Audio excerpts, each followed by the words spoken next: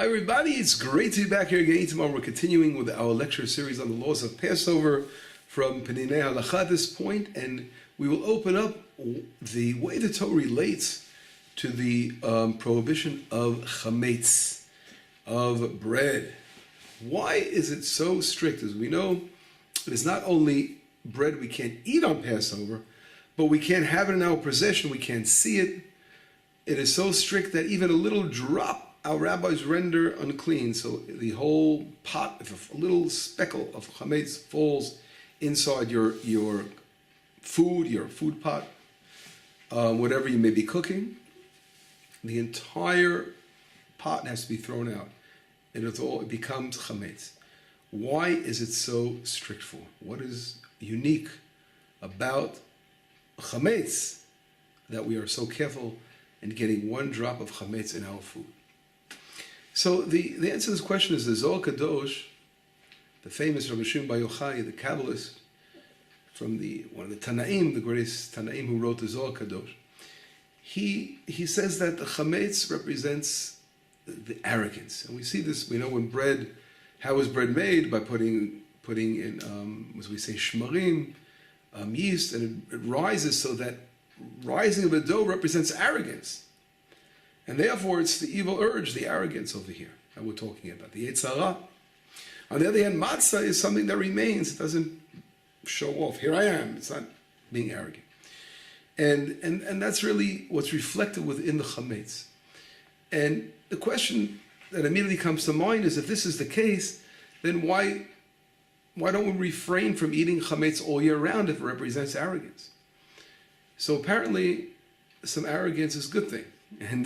And the answer is yes. There's always a little tiny bit of arrogance one can have. And what does that mean really? Well, that means that God gave us a beautiful world with a lot of raw material. And it is up to man to take those raw materials and use his ingenuity and his invention ability and his talents to develop it into something beautiful. So just like if you take a beautiful cake before Shabbat, you look at that cake, wow, it's delicious. 7 layers, and whatever it is. So that chametz stick cake that you have on your Shabbat table, or a birthday cake, was a great invention, but it was an invention of man. Man took wheat flour, and he added all kinds of things to it and turned it into a beautiful invention. So there's nothing wrong with that. That's what really Hashem wants us to do. He wants us to take raw materials in the world and to develop them and to use our ability to develop technology and look at the things that are in the world. So this beautiful ability we have to partner in creation is what God gave us. And that really, those kind of things are important for the world to be the world we're living in. And that kind of thing isn't fine. But that's good all year round. But what happens is sometimes we go overboard, and that's what we're going to see. So there are really two kinds of arrogance that we can relate to. And one of them is when people say, look what I did, and like priding themselves in their wonderful inventions.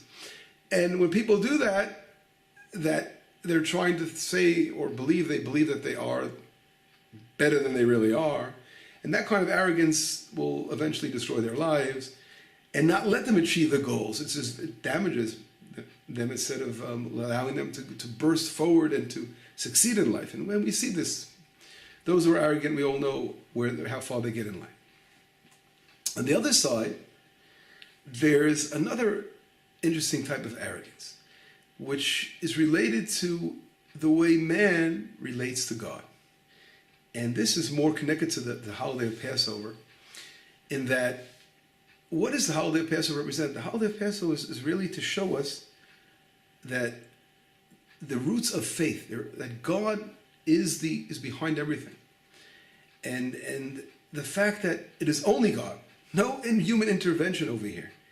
And when people begin to use their human intelligence, their human logic, and try to make up religions and add things on that don't exist, and all these kind of things they try to add to explain why God does things, using their own human intellect for that, that is poison, very, very poisonous, that kind of arrogance. And as we see, there are those who, again, taking our Torah and distorting our Torah to prove their wonderful, in quotations, beliefs, using the Torah to support their idol worship. And that is something exactly what this is referring to. That's kind of arrogance, where it's represented in the chametz, very deeply in the chametz. And we'll explain what that's all about. We see that in relation when Hashem reveals himself, there are always tremendous miracles. And why? Because when there are miracles, it's something that humans cannot even go near doing it and copying such things. So it's something that just shows it's totally godly. These we call the roots. When we're talking about the roots, these roots are so powerful, and they only, of course, relate to God, and we can't allow a human intervention to try to touch upon it, because we'll never do that. It's just all arrogance. And we have nothing to say when it comes to that, just to accept the way God chose Israel, the way God given us the Torah, and all those examples that we're referring to. And that's really what the holiday of Passover is all about, to strengthen our roots in our belief. An example is, if we think about those who have thoughts, God forbid, of committing suicide, and why a normal, healthy person rejects that in every way, because a person knows that he has the most beautiful gift in the world, the gift of life that Hashem gave us. And when somebody wants to touch upon that gift that God gave us, he's intervening with life that God gave him. It's an example. And that is exactly what happens when people try to touch upon the foundations of faith and put in their own human stupidity in those directions, in those areas of roots. And that is a very, very dangerous thing. And therefore, the holiday of Passover again comes to strengthen that side. And by not the fact that we do not partake of chametz on Passover, comes to say that we have no involvement in the roots, and we accept Hashem for everything Hashem has given us, and realize that there are things that are way beyond our human grasp in every way. That is the side that relates to the prohibition of chametz, and that's why in Passover it is not allowed to be eaten, because the holiday of Passover is all about faith.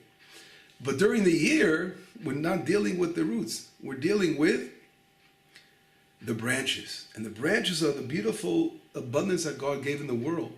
And that abundance is all the raw material and the blessing that Hashem has bestowed upon man for us to partner ourselves in creation. Literally, partner ourselves in creation of the world. And that is by using these materials and developing technology and all our wonderful discoveries and everything we can do.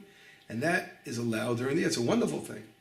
But the arrogance we spoke about is when we begin to try to touch upon the roots and make all kinds of things up. And that's really idol worship. That's why the Zohar Kadosh says that chametz on Passover is idol worship, because they're trying to touch upon these roots. And that's how dangerous this is. And therefore, again, that's why the Torah is so strict in every way. You can't see it. You can't have any possession. You can't eat from it. You want to totally, when it comes to the roots of belief, it has to be pure and clean with nothing touching upon it. And that's a very important message to root in to our systems. And that's again what we call the Zohar Kadosh calls idol worship. Those who eat chametz on Passover are worshiping idols. Exactly what this represents. But again, during the year, we have to build the world and focus on our intervention, how we as human beings can intervene in the world by making it a better place to live in. And that's the beautiful things we do in our focus on the branches again. And this, of course, is damaged when we have another kind of arrogance, which is the arrogance of saying, look at what I've done, and it's totally me, and it's all about me. And then people begin to just blow up with arrogance.